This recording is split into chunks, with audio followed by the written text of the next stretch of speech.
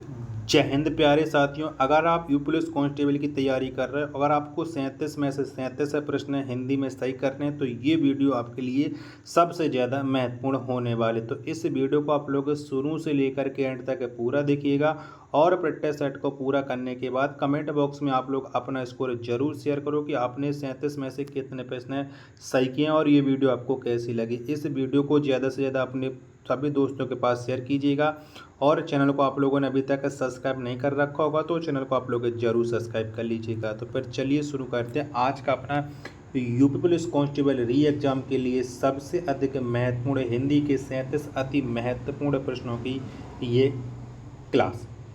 तो पहला प्रश्न है आपके सामने कि स्वरों की संख्या कितनी है। तो कितने होते हैं स्वर।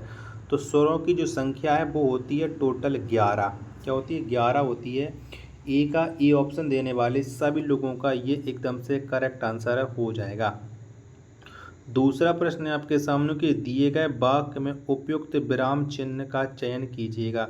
तो सुनील जरा इधर आना, तो इसमें कौन से विराम चिन्ह का प्रयोग किया जाएगा ये आपको बताना है। तो सुनील के बाद आना चाहिए था कॉमा। तो कॉमा कौन से विकल्प में? तो ये है सी विकल्प में। 2 का सी ऑप्शन इसका एकदम से करेक्ट आंसर हो जाएगा। तीसरा प्रश्न है आपके सामने कि वचन किसके लिए प्रयोग किए जाते हैं। तो बताओ किसके लिए प्रयोग किए जाते हैं वचन। 3 का राइट आंसर आपको बताना है। तो वचन प्रयोग किए जाते हैं संज्ञा। 3 का ए ऑप्शन देने वाले सभी लोगों का एकदम से करेक्ट आंसर हो जाएगा। चौथा प्रश्न है आपके सामने कि निम्नलिखित में से कौन सा सर्वनाम पद है चिन्हित कीजिएगा। तो बताओ इनमें से कौन सा सर्वनाम है। 4 का आंसर आपको बताना है। तो ये है वाय। क्या है? वाय है। 4 का बी ऑप्शन देने वाले सभी लोगों का ये एकदम से करेक्ट आंसर हो जाएगा। चलिएगा अगला प्रश्न पे संख्या 5 है कि किसी संज्ञा या सर्वनाम शब्द की विशेषता बताने वाले शब्द क्या कहलाते हैं। तो क्या कहलाते हैं? तो किसी संज्ञा या सर्वनाम शब्द की विशेषता बताने वाले जो शब्द हैं वो विशेषण कहलाते हैं। 5 का बी ऑप्शन देने वाले सभी लोगों का ये एकदम से करेक्ट आंसर हो जाएगा।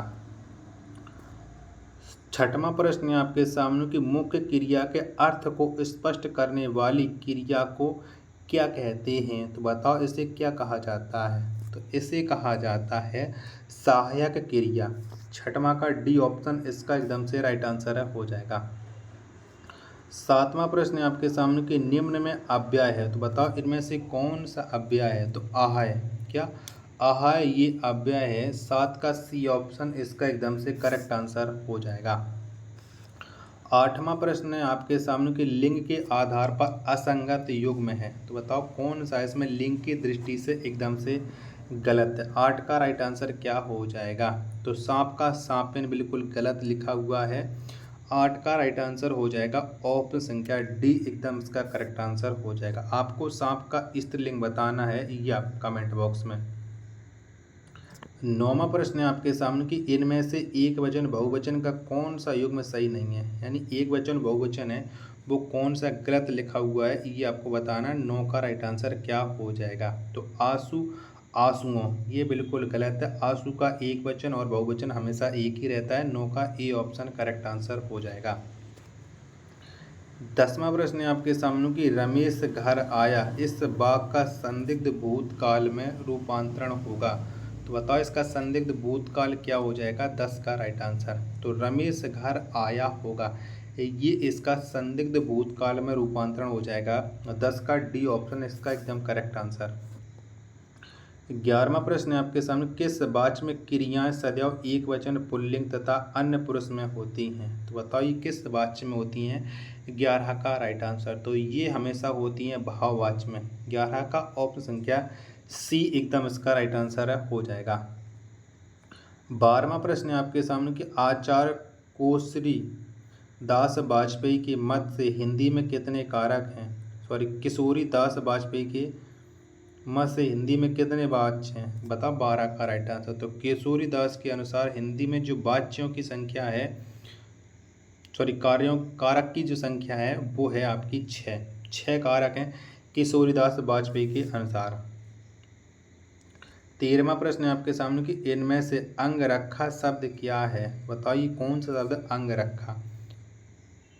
तो ये जो शब्द है वो है आपका तद्भव। 13 का डी ऑप्शन एकदम इसका राइट आंसर हो जाएगा। 14वां प्रश्न है आपके सामने कि आ उपसर्ग और ता प्रत्यय के योग से बनने वाला शब्द कौन सा है, तो कौन सा है।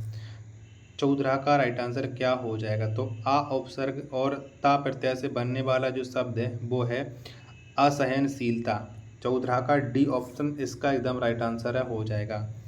15वां प्रश्न है आपके सामने कि सावधानी शब्द में प्रयुक्त प्रत्यय है, तो कौन सा प्रत्यय है, तो सावधानी में है ई प्रत्यय। 15 का ई ऑप्शन इसका एकदम करेक्ट आंसर है हो जाएगा। यहाँ तक अगर आपको ये क्लास है पसंद आई हो तो प्लीज़ एक लाइक आप लोग ज़रूर करना। चैनल को सब्सक्राइब नहीं किया होगा तो चैनल को आप लोग ज़रूर सब्सक्राइब कर लेना। मिलते हैं अपने एक और नेक्स्ट वीडियो के साथ है। अभी 16वां प्रश्न और रह गया, उन्हें आप लोग ज़रूर करके जाना। चलिएगा 16वां प्रश्न है आपके सामने कि संपन्न को सब सुख प्राप्त हो जाते हैं और डॉट डॉट सदा तरसता ही रह जाता है, संपन्न के विलोम शब्द के उक्त पूर्ण करें। तो बताओ यहाँ पर क्या हो जाएगा संपन्न का विलोम शब्द, तो संपन्न का विलोम शब्द होता है विपन्न। 16 का सी ऑप्शन एकदम करेक्ट आंसर है हो जाएगा। सभ्य व्यक्ति किसी का अपमान नहीं करते हैं, उपरोक्त वाक्य में रेखांकित शब्द के विलोम शब्द का चयन कीजिएगा। बताओ सभ्य व्यक्ति का विलोम शब्द क्या हो जाएगा, तो सभ्य व्यक्ति का जो विलोम शब्द है वो होता है असभ्य। 17 का डी ऑप्शन एकदम करेक्ट आंसर है हो जाएगा। 18वां प्रश्न है आपके सामने कि अर्थ के आधार पर शब्द कितने प्रकार के होते हैं, तो कितने प्रकार के होते हैं, तो अर्थ के आधार पर जो शब्द होते हैं वो होती हैं टोटल 4 प्रकार के। 8 का राइट आंसर हो जाएगा ऑप्शन संख्या बी इसका एकदम करेक्ट आंसर हो जाएगा। 19वां प्रश्न है आपके सामने कि आंख शब्द का पर्यायवाची शब्द बताइएगा। तो बताओ इनमें से कौन सा हो जाएगा आंख का पर्यायवाची, तो लोचन जो शब्द है ये आंख का पर्यायवाची हो जाएगा। 19 का सी ऑप्शन एकदम करेक्ट आंसर हो जाएगा। 20वां प्रश्न है आपके सामने कि निम्नलिखित शब्दों में से कौन सा शब्द अनेकार्थी शब्द है, तो इनमें से एक ऐसा शब्द है जिसके अनेक शब्द होते हैं। 20 का राइट आंसर अनेक अर्थ होते हैं, तो वो है मुद्रा। बी ऑप्शन इसका करेक्ट आंसर हो जाएगा 20 का। 21वां प्रश्न है आपके सामने किस विकल्प में शब्द युग्म का अर्थ भेद सही है, तो बताओ सही बताना है क्योंकि 3 है वो गलत लिखे हुए जबकि चौथा है वो सही लिखा हुआ है। अपार और अपार, तो ये एकदम करेक्ट आंसर लिखिए। इसका अर्थ होता है दूसरी और इसका अर्थ होता है जिसे पार ना किया जा सके। 21 का डी ऑप्शन एकदम करेक्ट आंसर हो जाएगा। 22वां प्रश्न है आपके सामने के फूल की रज वाक्य खंड के लिए उपयुक्त शब्द क्या होगा, तो क्या हो जाएगा, तो फूल की रज वाक्य खंड के लिए जो उपयुक्त शब्द हो जाएगा वो हो जाएगा आपका पराग। 22 का डी ऑप्शन इसका करेक्ट आंसर हो जाएगा। 23वां प्रश्न है आपके सामने कि जो अचानक आँखों से ओझल हो गया हो, इस अनेक शब्दों के लिए एक शुद्ध शब्द है, तो बताओ इसके लिए शुद्ध शब्द क्या हो जाएगा, तो इसके लिए शुद्ध शब्द हो जाएगा अंतर्धान। 23 का सी ऑप्शन इसका करेक्ट आंसर हो जाएगा। संधि के कितने भेद होते हैं, कितने होते हैं, तो संधि के जो टोटल भेदों की संख्या है वो है 3। 24 का सी ऑप्शन इसका एकदम करेक्ट आंसर है हो जाएगा। 25वां प्रश्न है आपके सामने कि समास के कितने भेद हैं, तो कितने होते हैं, तो समास के जो टोटल भेदों की संख्या है वो है 6। 25 का डी ऑप्शन इसका करेक्ट आंसर हो जाएगा।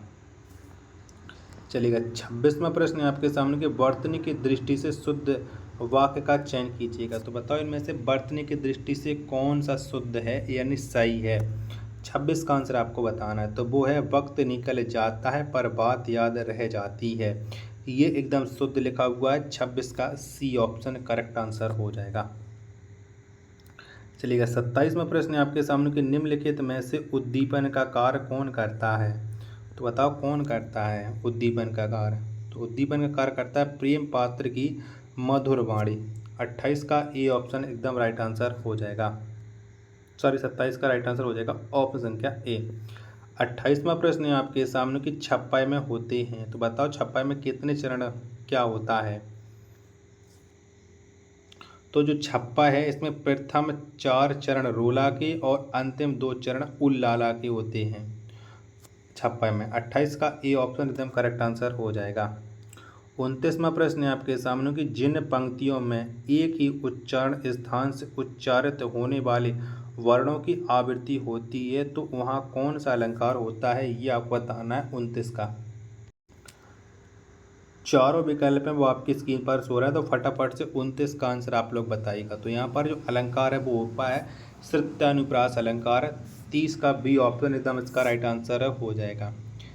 प्रश्न संख्या 30 है आपके सामने कि दिए गए वाक्य में उपयुक्त शब्द का चयन करके रिक्त स्थान की पूर्ति कीजिएगा। मेहनत ही डॉट डॉट है, तो बताओ क्या है मेहनत, तो मेहनत ही जीवन है।